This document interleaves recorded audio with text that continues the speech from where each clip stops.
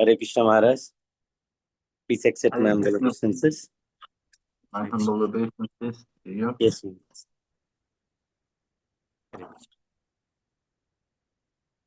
तो महाराज का हम परिचय हम पूरा सप्ताह से हम सुन रहे हैं और हमें और एक बार फिर से मौका मिल रहा है इस वेलनेस भक्ति विद्या विनाश स्वामी महाराज का कारविंद से एनबीएस सुनने का। तो हम सीधा हम महाराज के द्वारा महाराज को स्वागत करते हुए हमें उनसे अनुरोध करेंगे कि क्लास ले। हरे कृष्णा, प्लीज एक्सेप्ट महाराज, प्लीज वी कैन स्टार्ट महाराज। Om Namo Bhagavate Vasudevaya. Om Namo Bhagavate Vasudevaya. Om Namo Bhagavate Vasudevaya. So we're reading Srimad Bhagavatam, Canto 1, Chapter 18, text number 45. हम पढ़ रहे हैं श्रीमद् भागवतम स्कंद 1 अध्याय 18 श्लोक 45। तदा यदर्मा प्रविलीयते नैनम वनाश्रमाचारा युतस्त्रयी मया ततोरित कामा बिनिवस इति तत्मनानं सुनं कपिनं एव वन्न संकरा। Translation. You want to read Hindi? उस समय सामान्य लोग जाति, वर्ण तथा समाज व्यवस्था आश्रम के गुणात्मक कार्यों के रूप में प्रगतिशील सभ्यता के मार्ग से तथा वैदिक आदेशों से धीरे धीरे गिर जाएंगे। इस प्रकार वे इंद्रिय तृप्ति के लिए आर्थिक विकास के प्रति अधिक आकृष्ट होंगे, जिससे फलस्वरूप कुत्तों तथा बंदरों की तरह अवांछित जनसंख्या हो जाएगी। तात्पर्य श्रील प्रभुपाद जी के द्वारा। जय श्रील प्रभुपाद। यहाँ पर भविष्यवाणी की गई है कि राजा के न रहने पर सामान्य लोगों की कुत्तों तथा बंदरों की तरह अवांछित आबादी हो जाएगी। जिस तरह बंदर अत्यधिक कामुक और कुत्ते संभोग करने में निर्लज होते हैं, उसी प्रकार अवैध संबंध से उत्पन्न सामान्य लोग वैदिक सदाचार तथा वर्णाश्रम धर्म से दूर भटक जाएंगे। वैदिक जीवन शैली आर्यों की सभ्यता का प्रगतिशील अभियान है। आर्यगण वैदिक सभ्यता में प्रगतिशील होते हैं। वैदिक सभ्यता का गंतव्य भगवान के धाम को वापस जाना है, जहां न जन्म है, न मृत्यु, न जरा और न रोग। वेद हरेक को भौतिक जगत के अंधेरे से दूर रहने, किंतु भौतिक आकाश से अति दूर आध्यात्मिक जगत के प्रकाश की ओर बढ़ने का आदेश देते हैं। गुण के आधार पर जाति प्रथा तथा आश्रमों का वैज्ञानिक विधि से आयोजन भगवान तथा उनके प्रतिनिधि स्वरूप महर्षियों द्वारा किया गया। जीवन की पूर्ण शैली भौतिक तथा आध्यात्मिक वस्तुओं के रूप में सभी प्रकार का उपदेश देती है। वैदिक जीवन शैली किसी भी मनुष्य को बंदरों तथा कुत्तों की तरह रहने की अनुमति नहीं देती। इंद्रिय तृप्ति तथा आर्थिक विकास की अधम सभ्यता ईश्वर विहीन या राजा से रहित जनतंत्र का गौण उत्पाद है।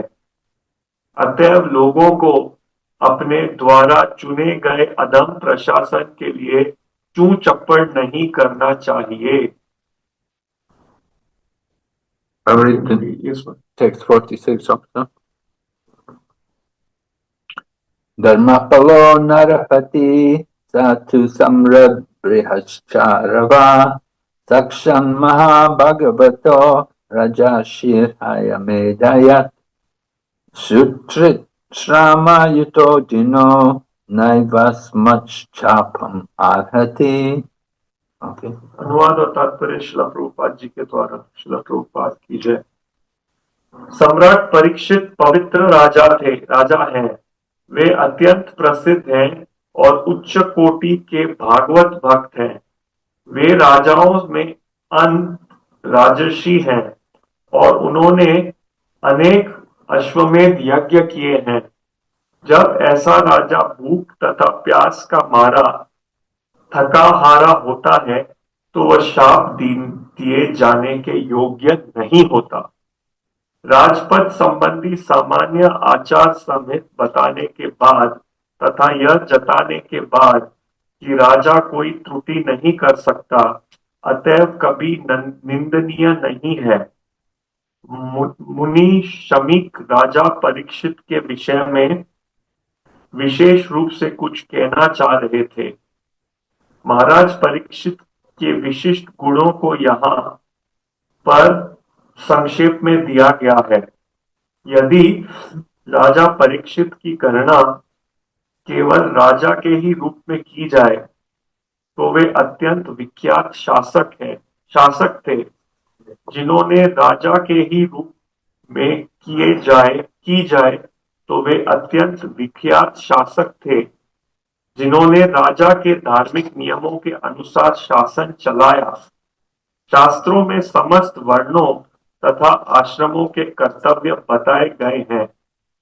भगवत गीता में क्षत्रिय के जिन गुणों का उल्लेख है वे सारे के सारे सम्राट परीक्षित में विद्यमान थे। वे भगवान के बड़े भारी भक्त भी थे और स्वरूप सिद्ध व्यक्ति भी।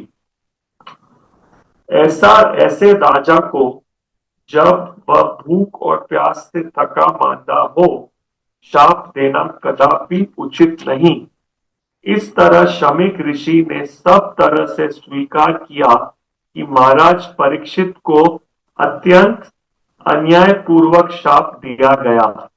यद्यपि सारे ब्राह्मण इस घटना से दूर थे, फिर भी उस ब्राह्मण बालक के बचकाना कार्य ने सारे विश्व की स्थिति बदल दी थी।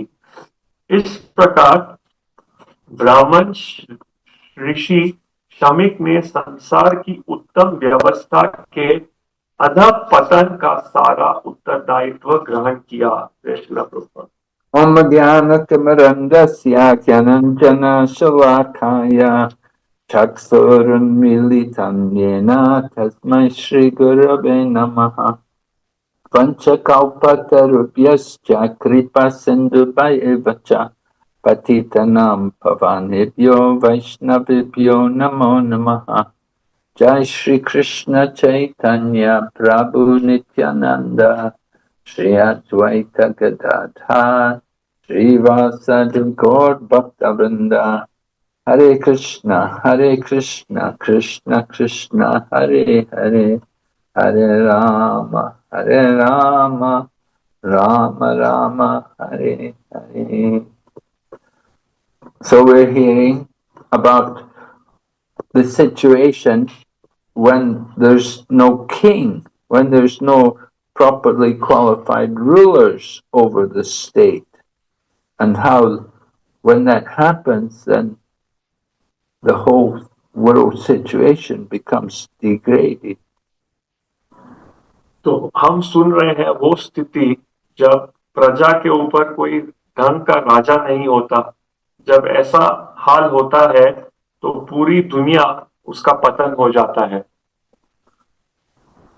So it's described how with no proper king, no proper leadership in the state, then the whole world, the people in general, the ordinary people, have nobody to properly guide them and properly engage them, and they become attracted to they simply want economic development. They simply want money. तो हम देख रहे हैं कि जब राज्य के ऊपर ढंग का राजा नहीं होता तो लोगों का कैसे पतन होता है और वह केवल एक ही चीज के पीछे रहते हैं। उन्हें सिर्फ आर्थिक प्रगति चाहिए और सिर्फ धन चाहिए। Yeah, their interest is to get money, and they want the money for their sense gratification that they will enjoy on the level of dogs and monkeys. हाँ, उनको पैसे चाहिए, लेकिन उनको पैसे चाहिए इंद्रिय तृप्ति के लिए, तो वो भोग करेंगे कुत्ते और बंदर के स्तर पर। They will have no discrimination over what is right and what is wrong. उनको कोई भेद नहीं होगा कि क्या सही है और क्या गलत है। They may be attracted to all kinds of sinful activities in the form of meat eating, gambling, illicit sex, and intoxication.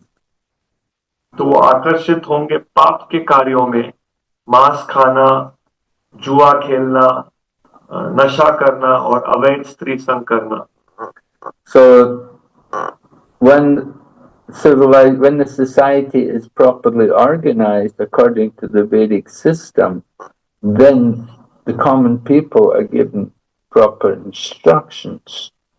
लेकिन जब वैदिक प्रक्रिया के हिसाब से समाज विभाजित किया गया है, तो सामान्य लोगों को सही आदेश मिलते हैं। And then these instructions are to bring people forward in both their material and spiritual life. और ये आदेश लोगों को आगे बढ़ाने के लिए है, दोनों भौतिक और आध्यात्मिक जीवन में। People should learn how to get free from birth and death, and that is the ultimate goal of life, get out of this material world. लोगों को सीखना है कैसे जन्म मृत्यु से बाहर निकलते हैं। ये अंततः लक्ष्य है इस भौतिक जगत से बाहर निकलना। So in the Vedic civilization, people were not allowed to fall down into the modes of passion and ignorance. They would be protected. They would be properly engaged. तो वैदिक समाज में लोगों को रजोगुण और तमोगुण में नहीं गिरने दिया जाता था, उनके कार्य सही से लगाए जाते थे। So when there's a godless or kingless government, then this is what happens. That all the ordinary working people, the common people, they become influenced by the artificial atmosphere. ये होता है जब भगवान रहित, भगवान विहीन और सही राजा विहीन शासन होता है, तो आम लोग ये आध्यात्मिक ज्ञान से वंचित रहते हैं।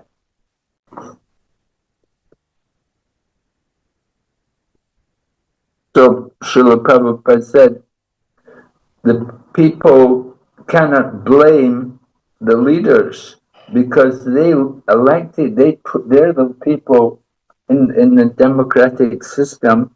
The leaders were elected by the people.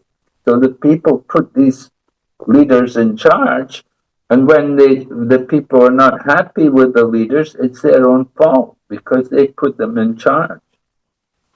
तो शिला प्रभुपाद जी लिख रहे हैं कि जब ऐसे बुरे नेता होते हैं समाज में, तो लोग नेताओं को दोष नहीं दे सकते, क्योंकि ये प्रजातंत्र विधि के हिसाब से वे ही नेताओं को चुन रहे हैं। तो अगर नेता खराब हैं और नेता सही ढंग से नहीं चलाते समाज को, तो वे दोष नेता को नहीं दे सकते, उनका भी दोष है क्योंकि उन्होंने ऐसे व्यक्ति को चुना। So Samika Rishi is the father of Shringi, and he feels very, very bad. He feels very guilty that his son could do such a thing, such a foolish thing, as to curse Maharaj Parikshit. तो समीक ऋषि श्रृंगी के पिता हैं और उनको बुरा लग रहा है, उनको शर्मिंदगी महसूस हो रही है कि उनका बेटा ऐसे मूर्खता का कार्य कर सकता है कि महाराज परीक्षित को श्राप दे दिया। So Maharaj Parikshit, he was actually a good king, and he'd done a lot of good things as the king, and he did not deserve to be cursed for the minor offense which he did. तो महाराज परीक्षित एक बहुत अच्छे राजा हैं, उन्होंने राजा के नाते बहुत अच्छे कार्य किए थे, तो वो योग्य नहीं थे ऐसे दंड पाने के लिए। That Maharaj Parikshit is described here that he was a Raja Rishi. He was a saint among the kings. तो यहाँ बताया गया है कि महाराज परीक्षित राजा ऋषि थे, वो राजाओं के बीच में भी एक साधु थे। So it's very great fortune for the kingdom when a king is like that, when they have a ruler, someone overseeing the affairs of the state, who is not only the king, but he's also saintly. It means he has the good of the people at heart. तो ये फायदा होता है जब एक राजा केवल राजा ही नहीं होता है, वो राजर्षि होता है, वो साधु के गुण होते हैं अगर राजा में, तो वो लोग उसके हृदय में हमेशा ये चल रहा होता है कि लोगों के लिए क्या अच्छा है। So Maharaj Parikshit, he'd done a very minor offense, and he did it on the spur of the moment because he was overcome by hunger and thirst. तो महाराज परीक्षित ने बहुत छोटा अपराध किया था, और ये अपराध उन्होंने इसलिए किया था क्योंकि बस वो क्षण उनको भूख और प्यास लगी थी, एक क्षण के कारण उन्होंने ये किया था। So Samika Rishi, he understood the importance of the king, and he had great respect for the king, and he feels very sorry that his son could do such a foolish thing as to put a curse on Maharaj Parikshit. तो समीक ऋषि समझ रहे थे उनके पुत्र की क्या गलती है, उनको बुरा लग रहा था कि उनके पुत्र ने कितनी मूर्खता का हरकत कर दिया कि राजा परीक्षित को श्राप दे दिया। So it's certainly amazing that how just one boy, the actions of this one boy can bring about a whole change in the situation in the world. तो ये कितने आश्चर्य की बात है कि एक छोटे से बच्चे की एक हरकत इतनी बड़ी घटना ला सकती है विश्व भर में। So Samika Rishi, he took the responsibility for this, for his son's mistake, for his son's abuse of his Brahminical power.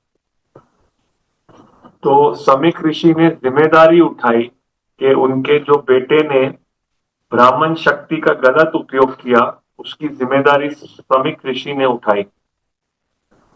Of course, once the curse is put, then can't do much about it. Maharaj Parikshit, he's heard about that he's being cursed, and he accepts it. तो बेशक जब श्राप दे दिया जाता है तो उसको कुछ ज्यादा नहीं कर सकते हैं उसको वापस लेने में, तो महाराज परीक्षित ने भी ये श्राप को स्वीकारा। So we can understand that this situation must have been the plan of the Lord. It was not just some karmic reaction coming upon Maharaj Parikshit, but it was actually the plan of the Lord. तो हम समझ सकते हैं कि जो घटना हुई ये भगवान की योजना थी, ये कोई कर्म फल नहीं था जो महाराज परीक्षित के ऊपर आ रहा था, ये तो भगवान की ही योजना थी। Maharaj Parikshit wanted to see how to prepare for death. When he heard that he'd been cursed, then he took advantage of the situation to go and associate with saintly people and find out how to properly prepare himself for leaving the body. तो महाराज परीक्षित को जानना था मृत्यु के लिए कैसे तैयार होना चाहिए। जब उन्हें श्राप मिला मृत्यु का, तो वो अब आयोजन करने लगे कि मृत्यु के समय उन्हें क्या करना है और उसके लिए कैसे तैयार होना है। So when these kind of things happen, devotees, we have to understand how to make the best of the situation for our Krishna consciousness. And Maharaj Parikshit did that. He gave up his material situation, he detached himself from everything, and he went to get association with saintly people who could guide him to prepare for death. तो जब भक्तों के साथ ऐसा होता है तो हमें समझना है उस समय हमें तैयारी करनी है कि कैसे हम अपनी कृष्ण भावनामृत चेतना को और बढ़ाएं। तो जब महाराज परीक्षित के साथ भी ये हुआ, उन्होंने इसे स्वीकार किया और अपना राज्य और सब जिम्मेदारी त्याग दी और सुनने के लिए गए भगवान के विषय में और इस प्रकार मृत्यु के लिए तैयारी करने गए। So Maharaj Parikshit, he was not attached because, of course, as a child in the womb, he had been saved by the Lord when Ashwatthama threw the Brahmastra weapon at him. तो महाराज परीक्षित आसक्त नहीं थे और जब वो बच्चे थे उनकी रक्षा भगवान ने की थी स्वयं, जब अश्वत्थामा ने ब्रह्मास्त्र फेंका था उन पर। So Maharaj Parikshit, he's ready. He was able, because of being a devotee throughout his life, when the time came for him to detach, he could do it without hesitating. तो क्योंकि महाराज परीक्षित पूरे जीवन भक्त रहे थे, तो जब समय आया अनासक्त होने के लिए वो बिना झिझक अनासक्त हो सके। He knew what he had to do, and he did it. He took advantage of the situation to properly detach and prepare for his departure from the world. तो उन्हें पता था उन्हें क्या करना है और उन्होंने स्थिति का सही लाभ उठाया और इस दुनिया से अनासक्त हो गए। So when bad things happen, this example of Maharaj Parikshit is very good. You can see when bad things happen, the things we don't want to happen, when they happen, we have to learn to accept it as this is the plan of the Lord, and how to use this situation for our progress in Krishna consciousness. तो जब बुरी चीजें चाहते हैं, जो चीजें हम इच्छा नहीं करते, और जब ऐसी बुरी चीजें आती हैं तो हमें उसे स्वीकार करना है और भगवान की योजना ही समझना है। And Maharaj Parikshit, of course, he did this because he was a devotee of Lord Krishna. So when he went to find somebody to guide him, he was appreciating how Sukadeva Goswami came, because Sukadeva Goswami, he's also got some attachment, some little bit of affection for the Supreme Lord. तो महाराज परीक्षित ने इस घटना को स्वीकारा और वो निकल गए सुनने के लिए, और उस समय श्री सुखदेव गोस्वामी की भी व्यवस्था हो गई भगवान द्वारा जिनसे वो सुन सकेंगे, और सुखदेव गोस्वामी को भी स्नेह था भगवान के प्रति। Yeah, Maharaj Parikshit wanted to be guided by a devotee because he was a devotee, so he was glad when someone like Sukadeva Goswami came along because he was also a devotee. Although they'd never met before, at the time of death it was arranged that they would meet. But Sonaka Rishi came forward and met. तो सुखदेव गोस्वामी भी भगवान के भक्त थे और महाराज परीक्षित भगवान के भक्त थे, तो महाराज परीक्षित चाहते थे कि उनको मार्गदर्शन कोई भक्त ही दे, तो भगवान द्वारा सुखदेव गोस्वामी भी जो भक्त हैं वो ही आए उनको मार्गदर्शन देने के लिए। तो क्योंकि महाराज परीक्षित चाहते थे एक भक्त से सुनना, तो सुखदेव गोस्वामी एक भक्त आए, और पहले ये कभी मिले नहीं थे, लेकिन भगवान की ही योजना थी कि अब उन्हें सुनने के लिए सुखदेव गोस्वामी को भेजा। So when things go wrong in the life of a devotee, when things happen which we didn't want to happen, the devotee has to see the hand of the Lord in that situation, and we have to just simply surrender to the Lord. तो जब भक्त के जीवन में ऐसी घटना आती है जो वो नहीं चाहता, तो उसमें उस घटना में उसको भगवान का हाथ देखना है और भगवान का ही शरण लेना है। And we should think that actually I'm so fallen, I deserve to suffer more. But Krishna has reduced my suffering and he's just giving me a token suffering. और हमें सोचना है कि मैं इतना गिरा हुआ हूँ कि मुझे तो और पीड़ा मिलनी चाहिए, लेकिन कृष्णा इतने कृपालु है कि जो पीड़ा मुझे मिलनी चाहिए उसका छोटा भाग ही मुझे दे रहे हैं. Maharaj Parikshit has been given 7 days. So he could think, well, I'm lucky, I've got 7 days to prepare. I could have been like Kadvanga. Kadvanga Maharaj only had a moment. He didn't have any time to prepare. महाराज परीक्षित को 7 दिन मिले तैयार होने के लिए, तो उन्होंने सोचा कि कम से कम मुझे 7 दिन तो मिले हैं तैयार होने के लिए, तो ये मेरा भाग्य है. मेरी स्थिति खटवान मुनि की तरह भी हो सकती थी, खटवान महाराज की तरह, जिनको सिर्फ एक क्षण ही मिला था तैयार होने के लिए मृत्यु के लिए. So Maharaj Parikshit, certainly he can be thankful to the Lord that he's given him 7 days, and he can be thankful also that he has a warning that his death is coming, because most of us, we're always thinking we'll live forever, but not ready to die.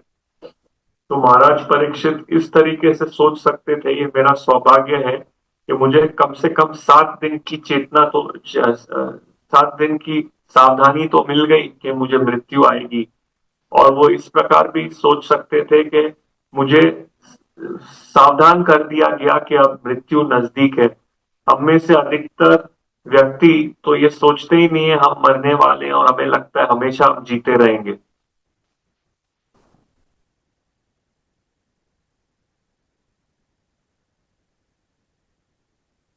Hare Krishna. So we have to understand, when good things happen to us, we should think actually we don't deserve this, that Krishna is just trying to encourage us. तो जब अच्छी चीजें हमारे जीवन में होती हैं, हमें सोचना है मैं इसके योग्य नहीं हूं, कृष्णा ये बेच के मेरा उत्साह बढ़ा रहे हैं. So this way, the devotee has to see everything as the plan of the Lord, the good thing, the bad thing.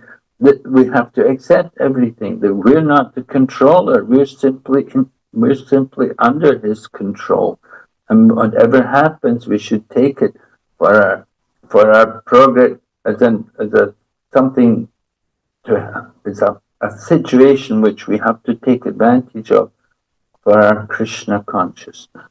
तो कुछ भी बुरा या अच्छा होता है, हमें देखना है ये कृष्णा द्वारा योजना है कृष्ण की, और दोनों स्थिति में अच्छा या बुरा हमें वो स्थिति का उपयोग करना है हमारी कृष्ण भावनामृत चेतना को बढ़ाने के लिए.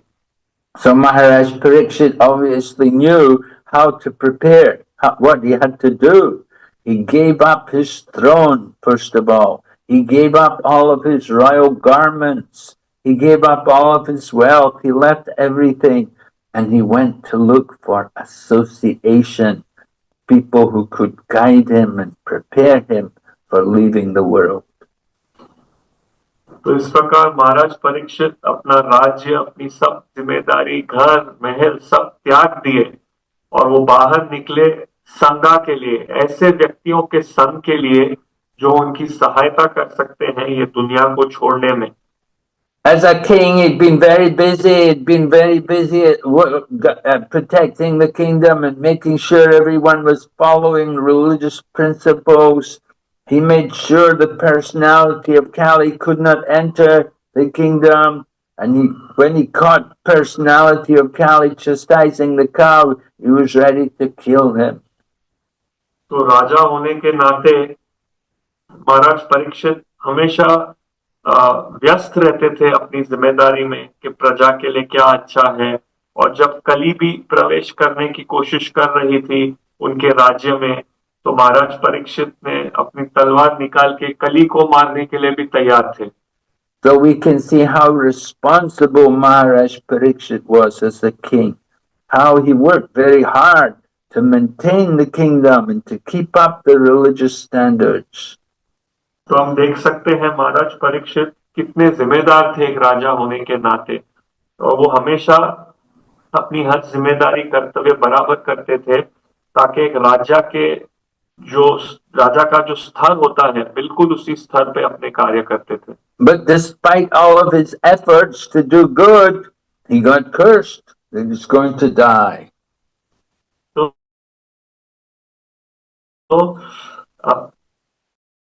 हालांकि वो लोगों का हमेशा अच्छा कर रहे थे, लेकिन उसके बावजूद भी उन्हें श्राप मिल गया और उनकी मृत्यु आने वाली थी। So he thinks this is the plan of the Lord and he has to take advantage of this. So he gives up everything and he's ready to go and hear. तो वो इसे देखते हैं कि ये भगवान की योजना है और वो सब कुछ छोड़ने के लिए तैयार है, और वो अब तैयारी कर रहे हैं जाके सुनने के लिए। He had questions and he found someone who could answer all of his questions and guide him. उनको प्रश्न थे और उन्होंने ऐसा व्यक्ति ढूंढा जो उनके प्रश्नों का उत्तर दे सके और उनको मार्गदर्शन दे सके। And that person who he found was a devotee of Lord Krishna. Just as he was a devotee of Krishna, the personality who was going to guide him was also a devotee of Krishna. So that was very helpful.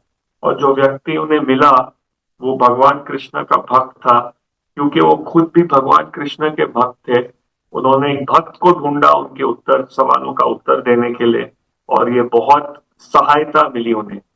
So Maharaj Parikshit took advantage of that association and he was so determined that he gave up even eating and sleeping. He did not even drink water. He simply heard Srimad Bhagavatam. तो महाराज परीक्षित ने इस अवसर का लाभ उठाया और इतने दृढ़ थे कि उन्होंने उस समय खाना और सोना भी त्याग दिया और केवल एक ही काम कर रहे थे, श्रीमद् भागवतम सुन रहे थे। So in this way, Maharaj Parikshit showing us a wonderful example. He's teaching us by his example. This is the duty of the king. He has to be an example for others. तो महाराज परीक्षित यहाँ सही उदाहरण बता रहे हैं कि ये एक राजा की जिम्मेदारी है, राजा दूसरों के लिए जिम्मेदार रहता है। So Samika Rishi feels very guilty. He has to take the responsibility for the actions of his son. तो समीक ऋषि को बहुत शर्मिंदगी हो रही है, उनको जिम्मेदारी लेनी है अपने बेटे के जो कार्य हुआ है उसके विषय में। Just like when the son does something good, then it's a credit to the parents.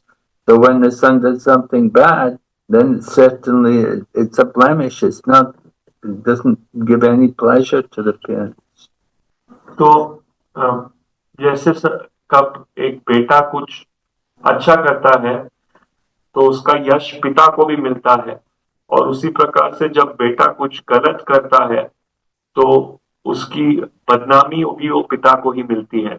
When the son is called Putra, he's meant to save the father from going to hell. बेटे को पुत्र कहा गया है, वो पिता को बचाने वाला है नरक जाने से। But here you can see that because of his son, this Sringi, he's going to give some bad reactions for Samik. He's going to send his father to hell. परंतु यहाँ श्रीकी अपने पिता को नरक से बचाने के बजाय उन पे बुरा परिणाम लाएगा, पिता को नरक भेजने वाला कार्य किया है उसने। So it's an unfortunate situation, but there's some good thing also, that Sukadeva Goswami will appear and there will be the speaking of Srimad Bhagavatam. तो एक दुर्भाग्य की घटना है ये, लेकिन इससे एक लाभ भी होगा कि श्री सुखदेव गोस्वामी आएंगे और श्रीमद् भागवतम बोलेंगे। Okay, so any questions? ठीक है, किसी को कोई प्रश्न है, Comments? कोई टिप्पणी है? हरे कृष्ण महाराज, धन्यवाद प्रणाम। Hare Krishna. महाराज मैं तो हिंदी में बताऊँ, प्रभु जी मैं तो इंग्लिश में बोल सकता हूँ। हरे कृष्ण।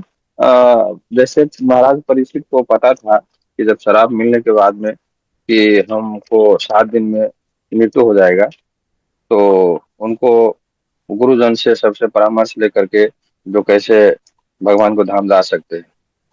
लेकिन हम लोग को जो गृहस्थ जीवन में है, तो जैसे घर परिवार में सब में लगे हैं अभी बच्चे, जैसे अभी जानते हैं कि और हमेशा कथा सुनते हैं, श्रवण करते हैं कि ऐसा है कि हम लोग को तो वो भी पता नहीं है कि 1 सेकंड में 1 मिनट में भी जाना पड़ जाए, कोई गारंटी नहीं है।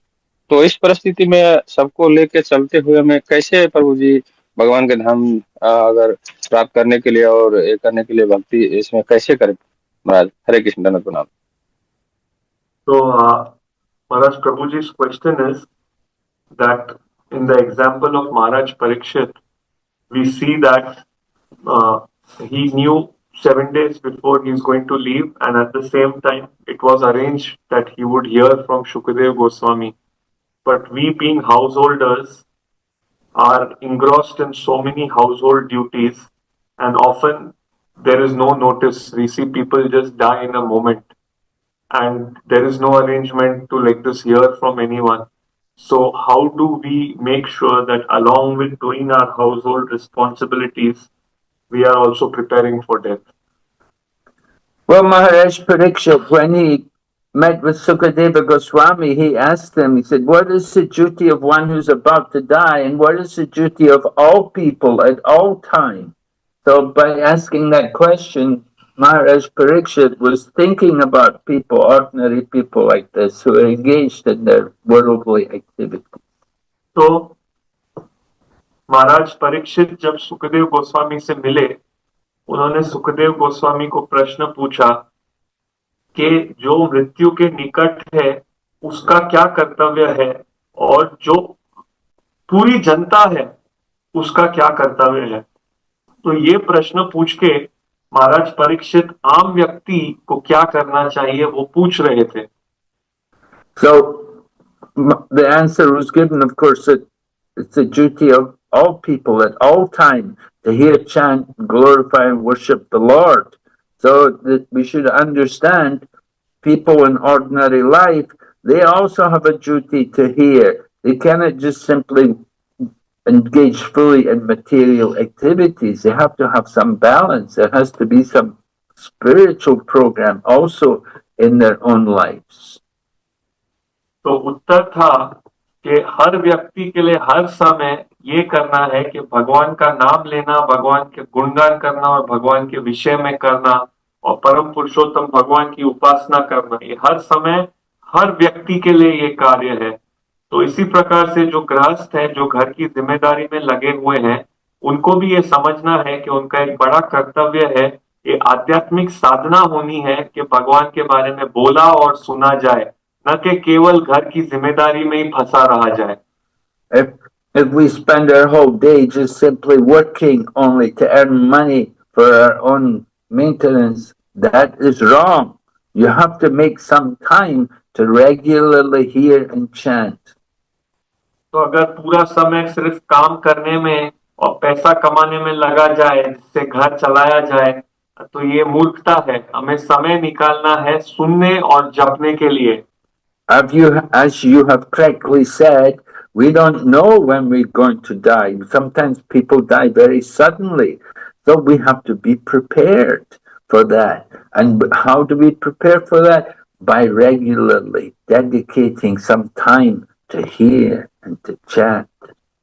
तो जैसे आपने सही से बताया कि हमें सूचना नहीं मिलती है, कभी कभी लोग अचानक से मर जाते हैं, तो इसलिए हमको हर रोज समय निकालना है, हमें तैयार रहना है मृत्यु के लिए, और समय निकालना है प्रतिदिन सुनने और जपने के लिए।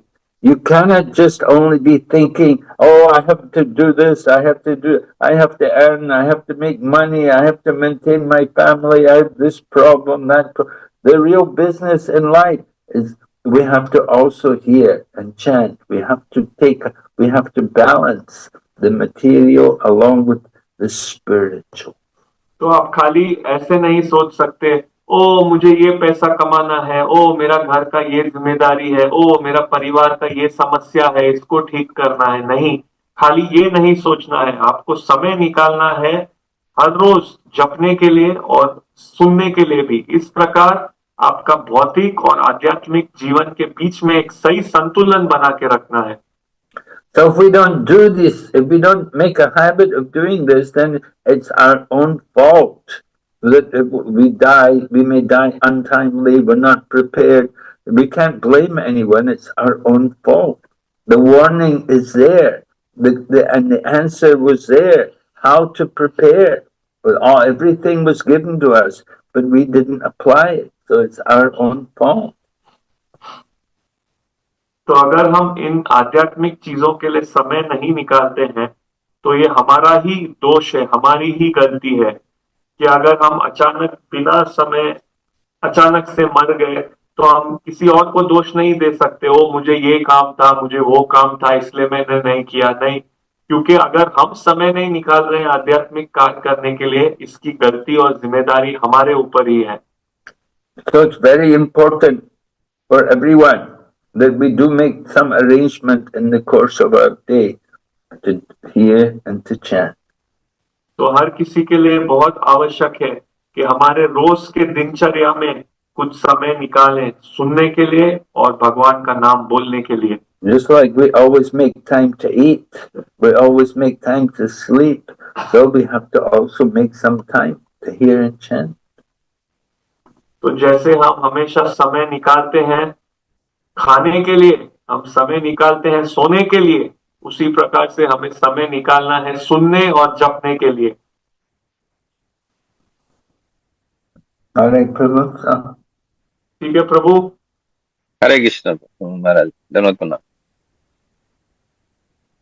any other question there? Hare Krishna Maharaj. Dandavat Pranams Maharaj. So very nice lecture, Maharaj. So Maharaj, you mentioned about the son's duty towards the father, that the son is responsible for helping father to eradicate sins and possibly go to Vaikuntha.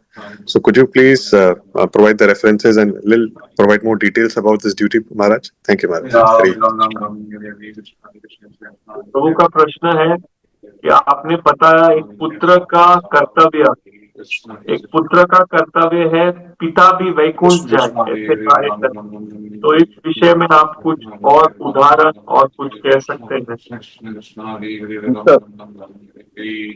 The father, आप mike unmute.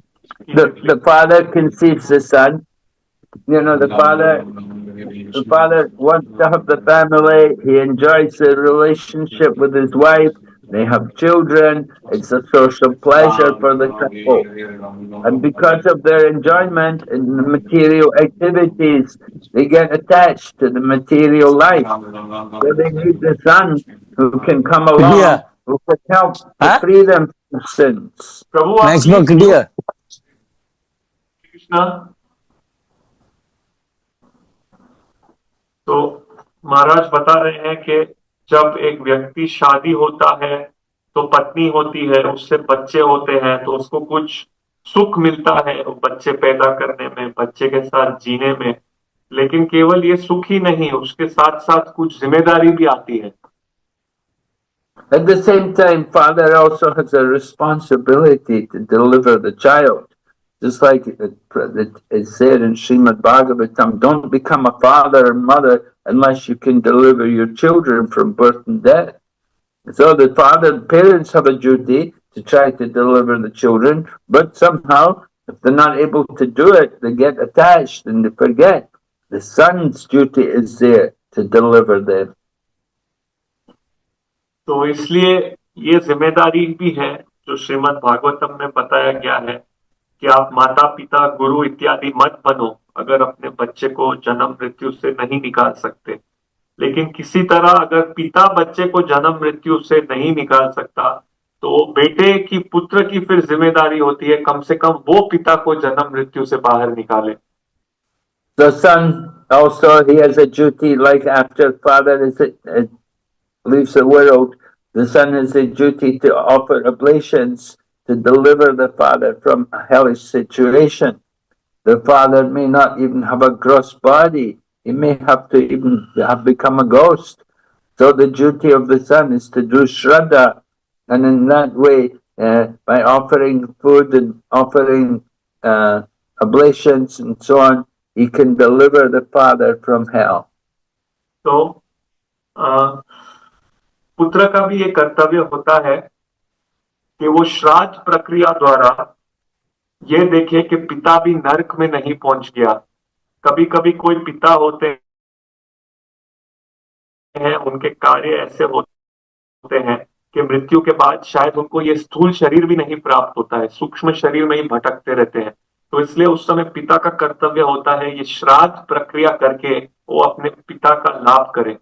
So, of course, those who are devotees, they don't have to do Shraddha, they simply do devotional service. And by doing devotional service, then the father can be delivered because he'll enjoy the benefit of having the son who's a devotee. परंतु भक्त को श्राद्ध नहीं करना पड़ता, उसको केवल भक्त बने रहना है, भक्ति करते रहने हैं। क्योंकि अगर वो भक्ति में लगा रहता है तो उसके भक्त बनने का लाभ वो जीव जो उसका पिता है उसको भी प्राप्त होता है। We see the example Prahlad Maharaj that he was worried about his father because he knew his father was a demon and he thought maybe he's in hell. So when it was shown to him that actually no, he's not in hell, he's a devotee still. तो हम प्रहलाद महाराज के उदाहरण से ये देख सकते हैं, प्रहलाद महाराज चिंतित थे कि उनके पिता हिरण्यकशिपु शायद नरक में चले गए हैं क्योंकि उनको भगवान ने मार दिया है। परंतु क्योंकि उनके पिता का संबंध उनके पुत्र प्रहलाद महाराज के साथ था जो बेटे थे, तो ऐसा नहीं है, वो तो वैकुंठ में है। So Prahlad's father, the Lord Nrsingadev told Prahlad that you don't have to worry about your father going to hell. He said, because you're a devotee, not only is your father delivered, but your forefathers for many generations are all delivered because of your devotion. तो इस प्रकार प्रहलाद महाराज के भक्त होने से उनके पिता का लाभ हुआ और भगवान नरसिंहदेव ने उन्हें कहा, खाली तुम्हारी पिता की तो क्या बात करना है, तुम्हारा 21 पीढ़ी तो अब तर गया है क्योंकि आप प्रहलाद महाराज भक्त उनका परिवार में है। So one devotee in the family can deliver the family for many generations. तो एक भक्त अगर परिवार में हो तो कई पीढ़ी का उद्धार कर सकता है। Okay.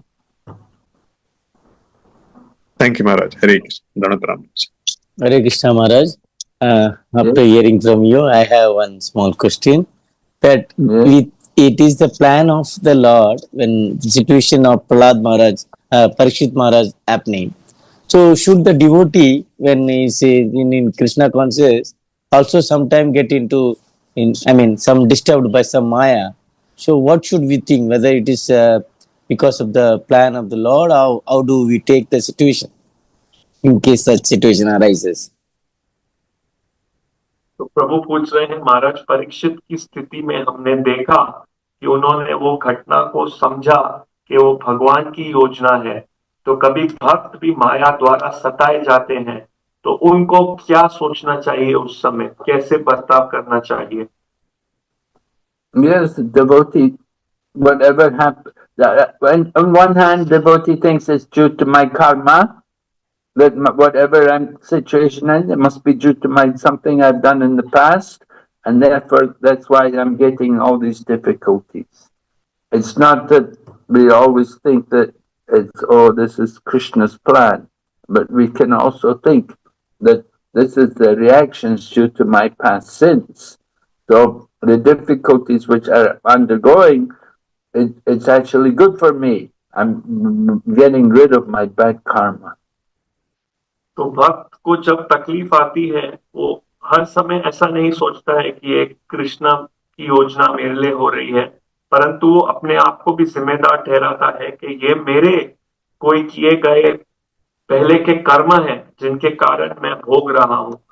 इसलिए उस समय वो सोचता है ये मेरे लिए अच्छा है क्योंकि ये दुख भोग के मैं मेरे उन कर्म से अब मुक्त हो रहा हूं। So on one hand, yeah, we say everything happens by the plan of the Lord, but also we can say it's not just only the plan of the Lord, but it's according to our own activities what we deserve. तो ये सही है कि हर कुछ भगवान की योजना के वजह से हो रहा है, लेकिन इसके साथ साथ हम ये भी सोचते हैं कि सिर्फ भगवान की योजना ही नहीं है, ये मेरे भी कोई कार्य है जिसके वजह से ये दंड मुझे भोगना पड़ रहा है। So the Lord knows everything. He knows everything. He knows our past, our present, our future, and everything which happens to us. It's all His plan. तो भगवान सब कुछ जानते हैं। भगवान भूतकाल जानते हैं, वर्तमान काल जानते हैं और भविष्य काल भी जानते हैं। तो हमें ये सोचना है जो हो रहा है मेरे काम किए कोई काम किया है ऐसा, उसके कारण ही मेरे साथ ऐसा हो रहा है। Okay. Yeah. ठीक है। Thank you, Maharaj. Thank you, Maharaj. Hare Krishna Maharaj, Maharaj Madhupati Dandavat Pranam Maharaj. Maharaj, I just want to check, like this is it's related to the same question what Vidyagati Prabhu was asking.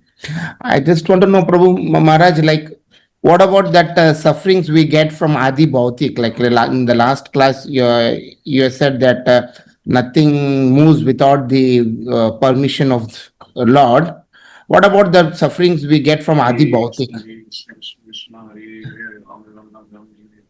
वो पूछ रहे हैं आदि भौतिक दुख के बारे में क्या कहना है। आप पिछले कथा में बता रहे थे आदि भौतिक दुख आती है, तो उस दुख के विषय में कैसे उसे समझना है। Adi Bhautik is reactions due to our body and mind, or from other reactions from other living entities. Yeah. Well, yeah. Definitely the same situation. जो प्रश्न पूछ रहे हैं कृपया माइक को बाद में म्यूट कर दें।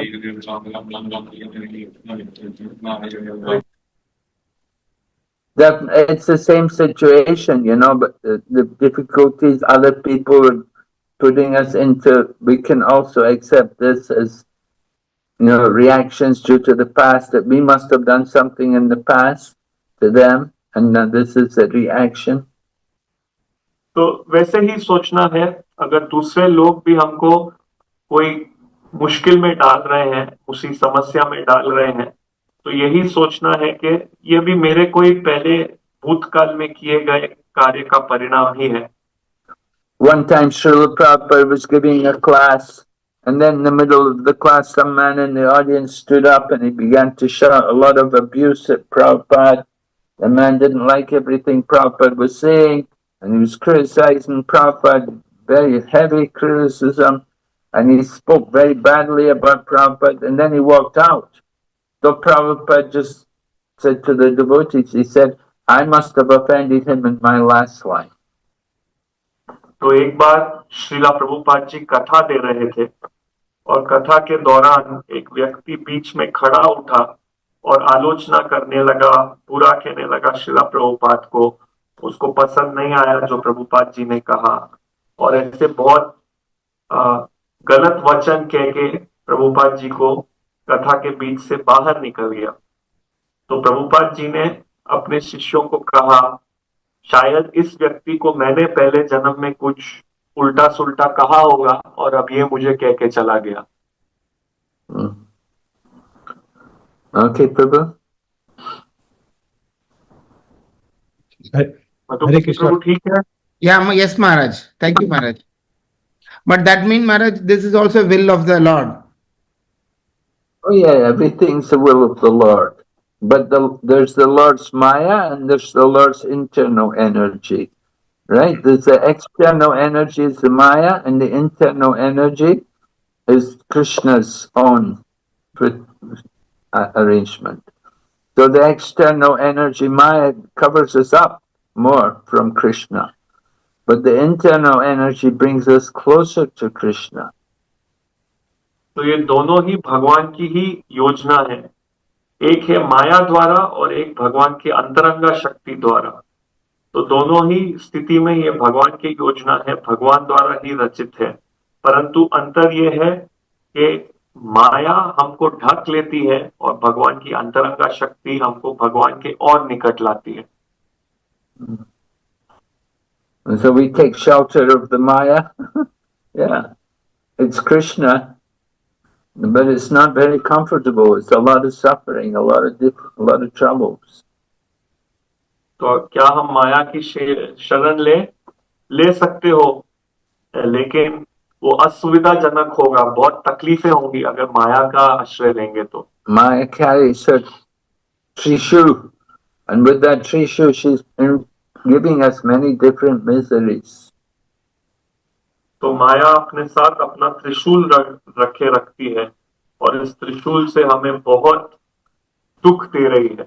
But if we take shelter of Lord Krishna's internal potency, directly approach Lord Krishna in loving service, then Krishna's lotus feet are very cooling and very comforting.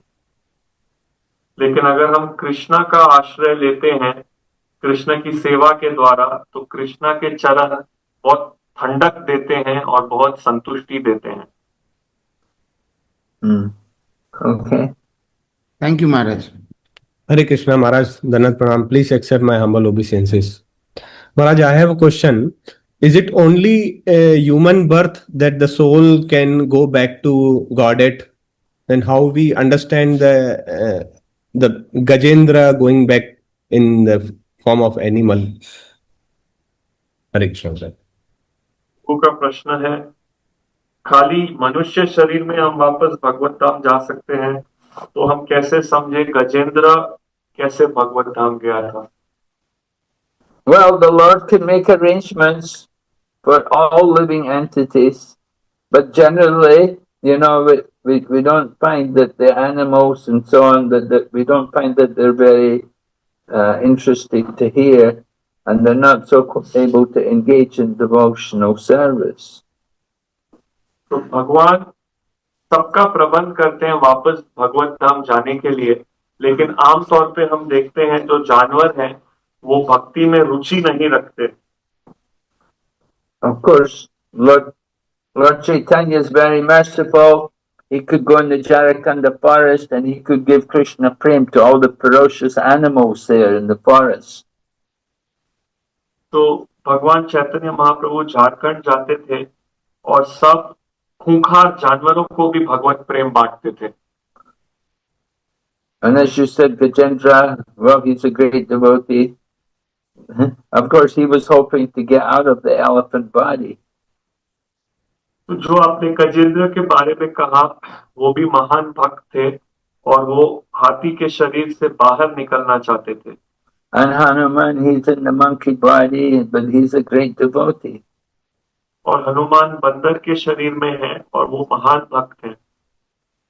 So we do see in other forms of life, people could be devotees and they could be very good devotees.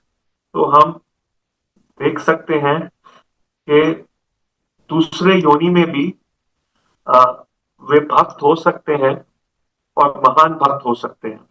There's the one temple in South India where they have many elephants, and they had the one elephant which would come every day and offer obeisances to the deity. And then at that last day of its life, the elephant came and offered its full obeisances to the deity, and then gave up his body. दक्षिण भारत में एक मंदिर है जहाँ कई हाथी हैं और वहां एक हाथी आके हर रोज भगवान को प्रणाम करता था और उसके जीवन के आखिरी दिन भी वो आके भगवान को पूरा प्रणाम किया और अपना शरीर छोड़ दिया। And Rasikananda, the disciple of Shamananda Pandit, Rasikananda, he had disciples. He had one elephant disciple and he had tiger disciple. तो जो रसिकानंद प्रभु है, श्यामानंद प्रभु के शिष्य, उनके पास भी शिष्य थे जो जानवर शरीर में थे। तो एक हाथी शिष्य था, एक शेर शिष्य था।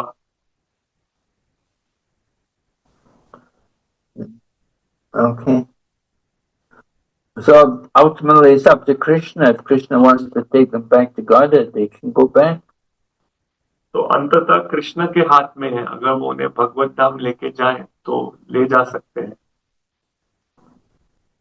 Thank you, Maharaj. Hare Krishna. Nandakishore Prabhu, there is one question in the chat box. Can you just read out? Can you read, Prabhu, because phone is far from me little. Okay, I will read it. In English, Thank I you. will read it. Okay. The question from Mataji, she's asking, Hare Krishna, thank you for your class. I was reflecting on something you mentioned. If someone abused or offended Srila Prabhupada, does that mean they will also have to face the reactions for that offense later? If so, it seems like the cycle keeps continuing. Sorry if this is a silly question, but how does this principle apply in everyday situation between ordinary people recognizing that Srila Prabhupada is an exalted personality? तो माता जी का प्रश्न है कि आपने कथा में बताया, तो मैं पूछ रही हूँ, अगर कोई शिला प्रभुपाद के प्रति अपराध करे और कुछ उल्टा बोले, तो क्या उसे भी उस अपराध का परिणाम झेलना पड़ेगा? और अगर हाँ, तो ये चक्कर तो चलते ही जाएगा। तो कैसे इसको समझे इस विषय में, क्योंकि साधारण व्यक्ति प्रभुपाद जी की दिव्य जो स्तर है उसको नहीं समझ सकते। Well, in that situation where somebody is, nasty and criticizing, we have to accept it, but we don't argue back. We have to tolerate these kind of things. Because if you go on arguing back, it will go back and forth and it will go on for a long time and nobody will get any benefit. It's like the principle, an eye for an eye, a tooth for a tooth. So we don't follow that. If you were to follow that principle, then everyone would be blind. Nobody would have any eyes and we wouldn't have any teeth. तो महाराज कह रहे हैं कि जब ऐसी कोई स्थिति हो, जैसे श्रीला प्रभुपाद जी का उदाहरण देके उन्होंने बताया था, कोई हमसे बहस किए जा रहा है, तो बेहतर है हम चुप रह के उसको वहां समाप्त कर दें। अगर हम आगे बहस करते जाएंगे तो उसका किसी को भी लाभ नहीं होगा। जैसे अंग्रेजी में एक कहावत है, आंख के लिए आंख और दांत के लिए दांत। तो ये सिद्धांत पे हम नहीं चलते हैं, क्योंकि अगर हम ऐसे सिद्धांत पे चलेंगे तो हर व्यक्ति अंधा होगा और हर व्यक्ति बिना दांत के होगा। So tolerance is a very important quality. Yeah, you get attacked, you get abused, you have to tolerate it. तो सहन करना बहुत महान गुण है। अगर आपको कोई आक्रमण करने की कोशिश कर रहा है, आपकी आलोचना कर रहा है, तो सहना है।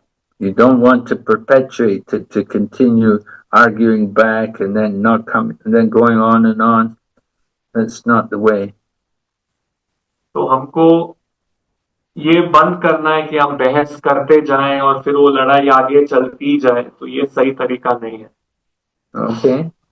ठीक है। Hare Krishna. One more question, last question, Maharaj. There is in the chat box. Shyama Vallabh Das Prabhu is asking, Hare Krishna Maharaj, as you explain how Parikshit Maharaj asked question at the end of his life, we also have question.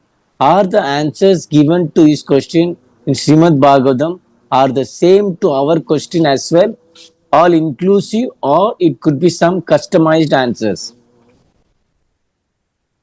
प्रभु का प्रश्न है, जैसे महाराज परीक्षित को प्रश्न थे जीवन के अंत में, उसी प्रकार से हमें कई प्रश्न होते हैं। तो जो श्रीमद् भागवतम में प्रश्नों का उत्तर दिया गया है, वो हम सब पे लागू होता है या हमारे लिए कोई अलग व्यक्तिगत रूप से उत्तर ढूंढने होंगे? Yes, well, remember Maharaj Parikshit's questions were in relation to the preparation for the end of life. Maharaj Parikshit's questions were about the absolute truth, about understanding the real mission of human life. So if our questions are like that, then yes, you get the answers in Srimad Bhagavatam. तो महाराज परीक्षित के प्रश्न आपको समझने होंगे, जीवन के अंत के बारे में थे, भगवान कृष्ण के विषय में थे, आध्यात्मिक थे। तो अगर आपके भी उसी प्रकार के आध्यात्मिक स्तर के प्रश्न हैं, तो हाँ, आपको श्रीमद् भागवतम से ही उनका उत्तर मिलेगा। Mhm. Yes. Okay, Prabhu. Thank you Thank Maharaj. you. तो हम सब अपने अपने स्थान पे बैठ के प्रभु मैं महाराज का प्रश्न पूछना चाहता हूँ, यस प्रभु। मैं एक प्रश्न पूछना चाहता हूँ। हाँ okay okay go ahead. Option one question. Yeah. Maharaj, like we say, like we heard in the class, while preparing for death and for spiritual advancement, the most important activity is to hear and chant about the Lord. But often we get spiritually so busy also on some days when there are festivals and things which involve spiritual work, that although we manage to complete by Krishna and devotees mercy our prescribed chanting and hearing, it's not with full attention on those days. So in those days, do we get the protection from the Lord that, okay, it's a small time and then we'll get back to our attentive standard? Yes, well, translate. तो मेरा प्रश्न है कि हमने सुना कथा में कि मृत्यु की तैयारी के लिए और आध्यात्मिक प्रगति के लिए हमें श्रवण करना और जप करना बहुत महत्वपूर्ण है। परंतु कभी कभी आध्यात्मिक सेवा के कारण जब कोई बड़े उत्सव आते हैं, हम आध्यात्मिक सेवा में इतने व्यस्त हो जाते हैं कि हालांकि उन दिन हम श्रवण और कीर्तन तो कर रहे हैं, परंतु फटाफट भाग के करते हैं, इतना ध्यान नहीं दे सकते हैं। तो क्या हमें उन दिनों पर सुरक्षा मिलेगी भगवान से कि फिर, क्योंकि ये एक छोटा समय है, कोई बड़ा उत्सव है, और फिर हम बाद में वापस हमारे नियमित श्रवण कीर्तन पे आए? Yes, some days we're very busy, so, but at the same time we have to also chant. We have to take time to hear and chant. Even though we're very busy, we have a lot. And certainly sometimes the quality will be affected because we're so busy and all the different things in our mind, the responsibilities, things to arrange and organize. So Krishna knows how much we're endeavoring. We can't, we don't have to worry, if we're sincerely endeavoring to do service for Krishna, then certainly Krishna takes note of that. तो हाँ, कोई दिन होते हैं हम बहुत व्यस्त रहेंगे आध्यात्मिक सेवा में, लेकिन फिर भी हमें समय निकालना है श्रवण कीर्तन के लिए। और बेशक है कि जब ज्यादा आध्यात्मिक जिम्मेदारी भी होगी, ये कुछ नियंत्रण करना है, ये कैसे होगा, ऐसे ये आध्यात्मिक कार्य कैसे होगा, तो शायद जिस गुण से हम जप और श्रवण कर रहे हैं वो थोड़ा कमजोर हो सकता है, लेकिन भगवान जानते हैं कि अगर हम ईमानदारी से उनकी सेवा के लिए प्रयास कर रहे हैं तो आप बिना चिंता के, भगवान जानते हैं, ये समझना है। So we're depending on Lord Krishna. We do our best, and at the same time, we endeavor, continue to do our service, pray for Lord Krishna to help us that we can come back again and improve the quality of our chanting. तो हम आश्रय लेते हैं भगवान कृष्ण का उन दिनों में कि वे हमारी सहायता करेंगे, और फिर हम वापस आके जब वो व्यस्त समय निकल जाता है तो फिर हम ध्यान पूर्वक जप और श्रवण में लौट आते हैं। Okay, Hare Krishna, Prabhu's Dhanabad. Hare Krishna, thank you Maharaj for the wonderful class and also the question answer session. सब अपने अपने स्थान पर रह के महाराज को धन्यवाद देते हुए वैष्णव प्रणाम से महाराज को धन्यवाद करेंगे। पंचाकल्पतरुभ्यश्च कृपा सिन्धुभ्येव च पतितानां पावनेभ्यो वैष्णवेभ्यो नमो नमः। Thank you Maharaj. Yes Prabhu. Okay, so we take your permission, Maharaj, to progress into our next session. Yes. So, yeah, thank you, Maharaj. So we call His Grace Sevanand Gaur Prabhu for Damodar देश के घोषणा के लिए हम His Grace Sevanand गौर प्रभु को जयगुण प्रभु है प्रभु। ठीक जयगुण प्रभु है। ओके, जयगुण प्रभु को हम आमंत्रित करेंगे। Yeah. दामोदर देश के Savanand Prabhu, today you announce it. आज आप announce कर लीजिए। And also Vidyagati Prabhu can update on vehicle.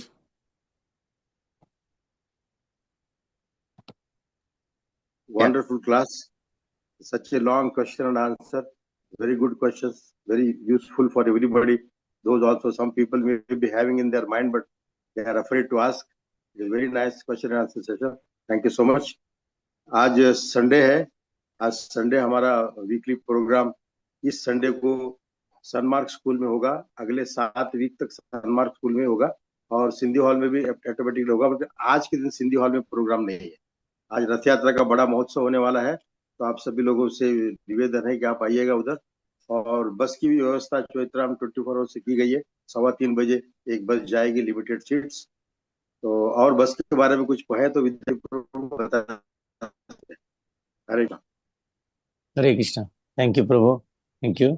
तो आज हमारा बड़ा कार्यक्रम है जो है रथ यात्रा, जगन्नाथ रथ यात्रा सनमार्क स्कूल में हो रहा है, तो इसीलिए सिंधी हॉल में नहीं है करके प्रभु बता रहे हैं। और आज हमने सनमार्क के लिए जाने के लिए बर्दुबाई से बस है 24 आवर चौथराम से, जो फर्स्ट कम फर्स्ट सर्विस में मिलेगा। अगर आपने बस मिस कर दिया तो मेट्रो के से आप आ सकते हैं, शोभा रियलिटी में उतर के वहां से भी बस का प्रबंध किया है। अगर कुछ इसके बारे में कुछ चाहिए तो हमें संपर्क कर सकते हैं। तो वहां से आप सनमार्क स्कूल आ सकते हैं। 4 बजे से लेके 8 बजे तक का प्रोग्राम है, तो वहाँ आप भाग ले सकते हैं और जगन्नाथ जी का आशीर्वाद भी ले सकते हैं। हरे कृष्ण। पूरा परिवार के साथ आ सकते हैं। यस प्रभु, एनी अदर? नहीं प्रभु, बस आज के लिए इतना ही। वीकेंड है आज, लास्ट वीक। या तो हम महाराज का साथ आई थिंक लगभग 10 दिन हम महाराज के साथ संग लिए। तो हम ये आज भी महाराज हॉल में आप सब मिल आइए। हरे कृष्ण। तो आगे हम बढ़ते। महाराज कल जा रहे हैं। ओके, तो महाराज कल जा रहे हैं, तो सब जन मिलके आज संग लीजिए महाराज का यहाँ सनमार्क स्कूल में। हरे कृष्णा। थैंक यू प्रभु। तो हम आगे बढ़ते हुए हमारे जो दामोदर देश के डेली प्रेयर्स है उसमें हम प्रार्थना करेंगे, प्रार्थना की ओर जाएंगे। तो हमारे प्रार्थना में है ईश्वर ने जय पताक स्वामी महाराज का स्वास्थ्य के लिए, और इस ग्रेस तुलसी गोविंद प्रभु का स्वास्थ्य के लिए, और भी कुछ चैट बॉक्स में भी कुछ आया है, वो भी हम देखेंगे चैट बॉक्स में। प्रेयर में सत्यनारायण जी, श्री ऋचा गोयनका, श्री कृष्ण गोयनका, श्री राधिका गोयनका एंड श्री राम गोयनका के लिए प्रार्थना मांग रहे। और Somal Singh, please pray for my family for spiritual growth, उन प्रार्थना मांग रहे। और प्रतिमा कुलकर्णी माता जी, prayer request for my Pranjali, Prashita, Prasanna ji and my mother Pragya Joshi for spiritual progress. Prayer for my aunty Vinay Joshi for good health. और नितिन अग्रवाल जी प्रार्थना करिए, मैं प्रणाम to all devotee, requesting prayer for my father Girish Mohan to get Krishna bhakti in this life time, प्रार्थना मांग रहे। और अमित सेंड्रे, हरि बोल Hare Krishna, please pray for my spiritual growth in bhakti for me and my family. और रेखा, उनका माता जी, उनका प्रेयर, उनका परिवार के लिए प्रार्थना मांग रही है। राम बोवी देवी माता जी, देवीदास माता जी, please pray for Shubham, Mridula, Satvik and for my spiritual progress. और रिक्वेस्ट और जूम यूजर करके उनसे आया है, request for Janhavi and Purushottam and Sonam माता जी के लिए प्रार्थना मांग रहे हैं। और Pramod ji, please pray for my good health of Gautam Katar, उनके लिए भी प्रार्थना मांग रहे हैं। और आज 19 जुलाई मेरा पुत्र श्रीनाथ का जन्मदिन है, मैं भी प्रार्थना मांग रहा हूँ सबसे, तो उनका सब आशीर्वाद दिए उनको और भक्ति में आगे बढ़े। हरे कृष्णा। तो हम सब के लिए हम प्रार्थना करते हुए 3 बार हरे कृष्ण महामंत्र से हम यहाँ सबके लिए प्रेयर करेंगे। तो सब अपने अपने स्थान से करेंगे। जय श्री कृष्ण चैतन्य प्रभु नित्यानंद, श्री अद्वैत गदाधर श्रीवासादि गौर भक्त वृंदा। हरे कृष्ण कृष्ण कृष्ण हरे हरे, हरे राम राम राम हरे हरे, हरे कृष्ण कृष्ण कृष्ण हरे हरे, हरे राम राम राम हरे हरे। हरे कृष्णा। थैंक यू महाराज for class. Thank you. Hare Krishna. हम तो महाराज का परमिशन लेते हुए हम सबका हरे कृष्णा। ये रथ यात्रा का एक पोस्टर भी है, आप सब देख सकते हैं। 19 जुलाई आज ही है, 4 बजे से लेके सन मार्क स्कूल में। तो आप सब आइए, जगन्नाथ का आशीर्वाद ले लीजिए। हरे कृष्णा। तो हम वरिष्ठ थैंक यू, वरिष्ठ भक्तों के आशीर्वाद और आज्ञा से हम आज का सेशन को यहाँ समाप्त करेंगे। हरे कृष्ण।